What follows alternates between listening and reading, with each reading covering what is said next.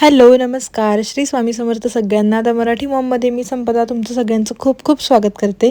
So last व्हिडिओमध्ये आपण बघितलंच, हॉस्पिटल बॅग रेडी झाली आणि मी हॉस्पिटलसाठी निघाली. सो हा व्लॉग तिथून पुढचा असणार आहे. सो गेल्यानंतर पहिले तर मला नॉर्मल जे आपला गाऊन असतो तो वेअर करायला लागला, जो की यूज अँड थ्रोवाला मी वेअर केला होता. त्याच्यानंतर हे IV लावलं होतं हाताला आणि थोडेफार एक्सरसाइज करायला सांगितले होते डॉक्टरनी.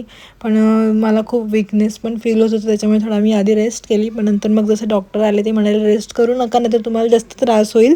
सो जेवढं तुम्ही वॉकिंग कराल, एक्सरसाइज कराल, तेवढं तुम्हाला त्रास कमी होईल. सो त्यांच्या म्हणण्याप्रमाणे माझं कंटिन्युअस वॉकिंग आणि एक्सरसाइज चालू होतं. सो मधला व्हिडिओ मी शूट नाही करू शकले. त्याच्यानंतर मला डायरेक्ट OTमध्ये नेलं आणि तुम्ही इथे बघू शकता ग्रंथा. सो खूप खूप खूप जास्त त्रास झाला, पण त्याच्यानंतर जेव्हा ती दिसली ना, सगळा त्रास एका क्षणामध्ये नाहीसा झाला. म्हणजे मी प्रेग्नेंट राहिल्यापासून प्रत्येक दिवशी ज्या गोष्टीची स्वामींकडे प्रार्थना करत होते की मला मुलगी होऊ द्या, मुलगी होऊ द्या. सो स्वामींनी फायनली ती गोष्ट ऐकली आणि माझी ग्रंथा मला मिळाली.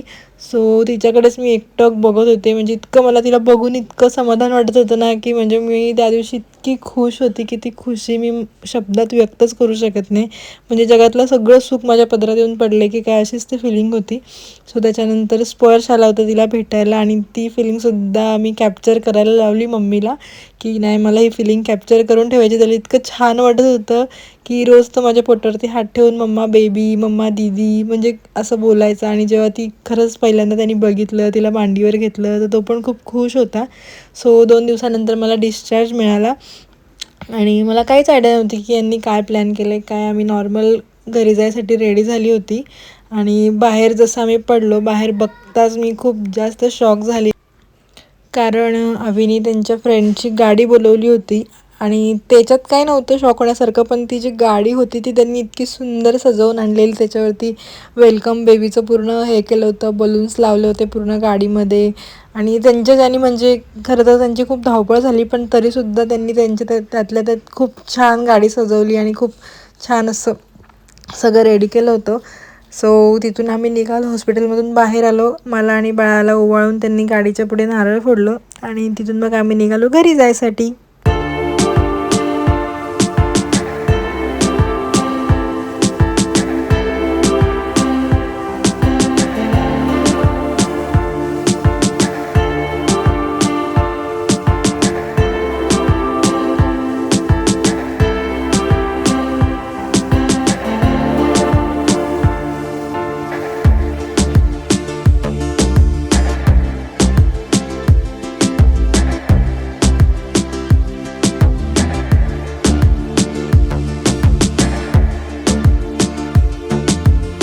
गप्पा मारत घरी पोहोचलोच, तेवढ्यात एक मोठं सरप्राईज घरी वाट बघत होतं. सो गाडी जशी गेटपर्यंत आली तसं पप्पांनी मस्त फटाक्यांची आतिषबाजी करून ग्रंथाचं स्वागत केलं. सो खूप भारी वाटलं आणि खूप मस्त असं फिलिंग होती ती. एकदम जल्लोषामध्ये सगळ्यांनी फटाके वगैरे फोडले आणि आमची गाडी आतमध्ये आली. आणि तसं बघायला गेलं तर म्हणजे मॅनपॉवर खूप कमी होती त्यावेळेस आमच्याकडे, जास्त कोणी नव्हतं. तरीसुद्धा माझे मम्मी पप्पा भाऊ आणि स्पेशली अवीसाठी खूप खूप थँक्स की त्यांनी खूप कमी वेळामध्ये एकट्याने सगळं काही मॅनेज केलं आणि खूप जास्त छान मॅनेज केलं.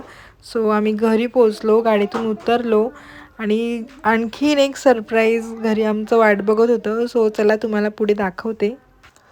गाडीतून उतरलो आणि जसं घराकडे एंट्री केली, बघून इतकं छान वाटलं. म्हणजे जसं काही बाहेर ऑर्डर देतात इव्हेंट्सवाल्यांना ते लोकं सजवतात त्याच्यापेक्षा सुद्धा सुंदर माझ्या घरच्यांनी सगळं सजवलं होतं. पूर्ण फुलांची आरास केली होती दरवाजाबाहेर आणि आतमध्ये पण पूर्ण बेडरूमपर्यंत इतकं सुंदर सजवलेलं फुलांचं कॉम्बिनेशन, डिझाईन. आणि हे सगळं तिघा-चौघांनी मिळूनच एवढ्या वेळात केलं होतं. म्हणजे हॉस्पिटलमध्ये पण त्यांची धावपळ, घरी पण सगळं बघून तरीसुद्धा त्यांनी त्यातल्या इतकं सुंदर केलं होतं. ते बघूनच मी खूप म्हणजे डोळे अक्षरशः पाणावले होते माझे. खूप छान फिलिंग होती ती. खूप सुंदर, खूप जल्लोषात आणि खूप छान अशा सजावटीमध्ये ग्रंथाचं स्वागत त्यांनी केलं. ग्रंथाच्या स्वागतासाठी सगळी सजावट छान केली होती आणि खरंच आमच्या घरामध्ये लक्ष्मी आल्याची ती फिलिंग होती.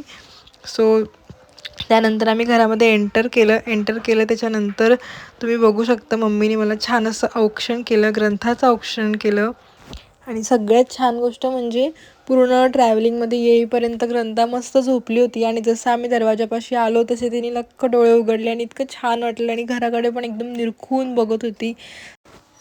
त्यानंतर मग आम्ही तिचा गृहप्रवेश केला. तर गृहप्रवेशासाठी पण खूप छान असं छोट्याशा मडक्यामध्ये तांदूळ भरून ठेवले होते आणि कुंकवाचं असं प्लेट करून ठेवली होती आणि एक नवीन कोरा मस्त व्हाईट रुमाल आणून ठेवला होता.